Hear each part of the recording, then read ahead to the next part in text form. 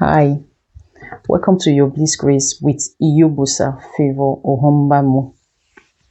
Today I'm going to bring you the second section of the last one I brought to you, which is why marry.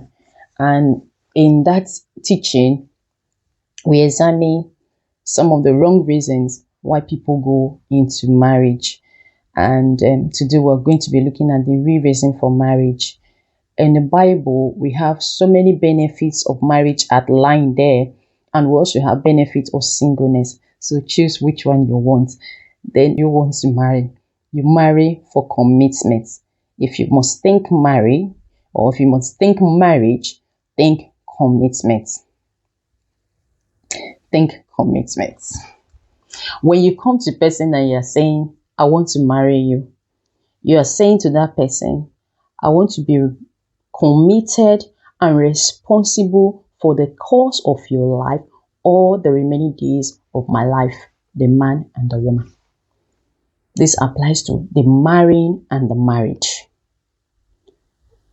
So if you're the woman accepting a proposal from anybody, or you're the one even doing the proposal, you are saying you want to stay committed and responsible for the course of that person's life for the remaining days of your life. Like I said the last time, marriage is not a one-way thing. As they are giving you to the man, so they are also giving the man to you. So what is commitment? Commitment is a state of being dedicated to a cause or activity. So another word for dedication or being dedicated is devotion. Devoted to the person's life. Allegiance, fidelity, bond, alliance, loyalty, and faithfulness. Malachi 5:15. I will not read the entire scripture, but you find time in your Bible and just read that. The last section, the last line in that scripture says, remain loyal to the wife of your youth. Remain faithful to the wife of your youth. Some Bibles will say, do not be unfaithful. Some scripture says loyal. Some translation says faithful. Some translation says do not be unfaithful to the wife of your youth. Have you wondered why God even compared marriage with the church, or compared marriage to the church? It says, husband, love your wife as Christ loved the church. Be committed as Christ was committed to the church, or as Christ is committed to the church, be committed to your wife like that. As you're submitting to Christ self, be submissive also to the man like that. That is commitment. Commitment is an obligation that restricts your freedom of action.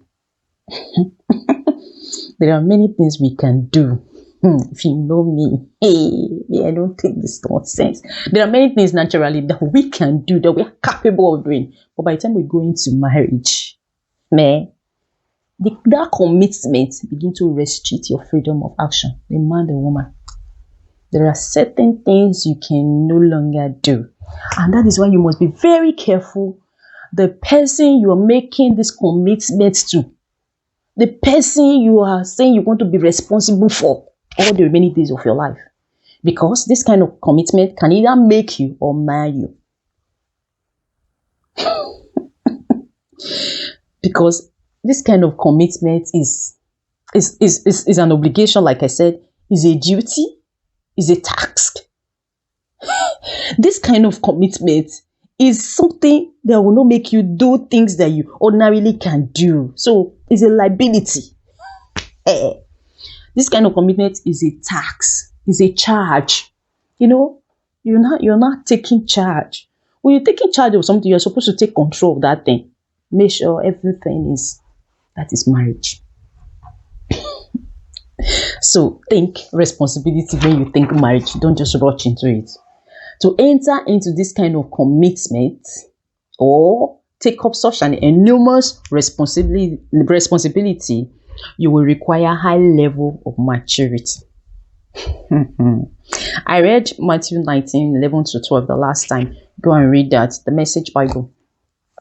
You must be matured. Marriage is not for everyone. If you think you are capable of growing into the largeness of marriage, then do it. Otherwise, marriage is not for everyone, because this kind of commitment is going to cause you a lot of trouble from family and friends. And if you're not mature enough, you can handle it. So, who are mature people? Mature people live by values.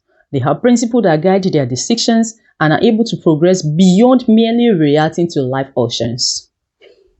They live proactively. They recognize their emotions as important. So, mature people recognize their emotions as important. Their character is masters over their emotions. So they are not ruled by emotions, but they mastered their character becomes mastered over their emotions. So beware when you think marriage, think commitments. And you must be able to evaluate your maturity before you go into marriage or before you think this kind of commitment. And in evaluating your maturity, you must look at one, spiritual maturity. Are you mature enough spiritually to handle this thing? You mustn't become a baby father or baby mother. So there are things that require spirituality in marriage. So you must be spiritually matured. You must be physically matured. You must be physically matured. You don't go into marriage like my little child will say. We're teaching about, fathers on Father's Day, and the Geo talked about, baby fathers that are not spiritual. And he said, when can I become a father? I said, when the society will say 18, but when you matured enough, you are this, you die. I was mentioning that the next thing he said, but my teacher said I can become a father at 16 years with my parents' consent. You still have a long way to go. And even if your parents have to guide you, they have to marry for you, they have to be there for you, it's still difficult. Because there are certain levels of maturity, you consider before you go into marriage. Like I said, spiritual, physical, emotionally, are you matured enough? A child emotions can be controlled by anything. Life options will just pick on you like that. Spiritually you are matured, physically you are matured, emotionally you are matured. So if you are saying you can marry at 16 years, you're not mature enough. Because it's at that age you even start seeing life. Then you 18, 20, you start saying, like, I'm not saying you cannot marry at 18, but like society recommend, but you can't say you want to come and marry because I'm giving you approval at 16 years to marry. What are you marrying? So it's these things that are being taught in school, taught everywhere. But again, this is where we as parents need to do our own work. Then emotionally, you must be matured. I know a young man was in a relationship. Whenever the lady hot saying, will cry like you, baby. But today they are married, and I tell you, they are doing so well. There's another young lady, who was in a relationship. I know the guy, they were together. So whenever she's hot and we're talking, say, I feel like going back to my father when I'm hot. I feel like going back to my parents. I look at like this. And being emotional, she's not matured emotionally. Then financially, you must be matured, especially for the male. There's a popular saying that says to become a man is not a day job. So if you're a man, you must be financially stable to an extent to think this kind of commitment, which is to marry. Then psychologically, you must be matured. When we talk about psychologically, we are talking about introspectively, subjectively, theoretically, inwardly. You have to be mature. Then mentally, you need to be matured before you think of this kind of commitments. Intellectually also, you need to be matured. Then looking at a mature person, sometimes you can tell if a person is matured or not, looking at a person. I know it's quite really difficult to understand a man, but to an extent, you're able to define how a person is by, looking at certain area of their maturity. Then again, in considering this, you can see if a mature person will act this way. A mature person will seek wisdom before acting. A mature person expresses gratitude consistently. A matured person is able to keep long-term commitments, and that is marriage. So if you cannot keep long-term commitment for any other thing, you cannot keep a lifetime commitment. So a mature person is unshaken by flattering or criticism. A mature person possesses a spirit of humility.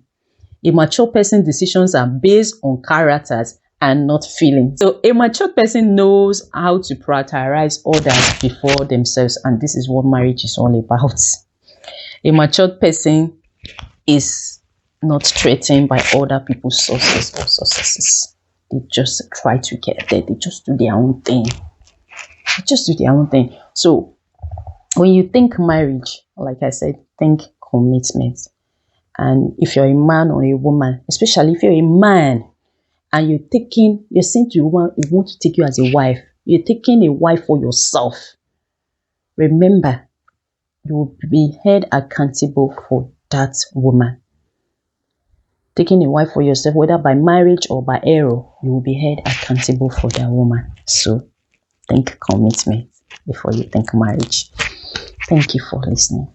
I'll see you.